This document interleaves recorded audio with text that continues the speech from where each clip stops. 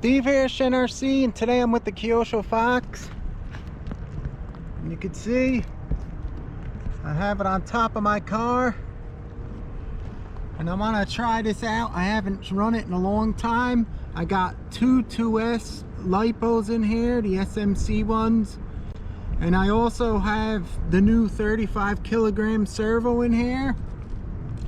And I want to do some test running, just running around and bash it a little bit, just in the sand and the ball field and stuff.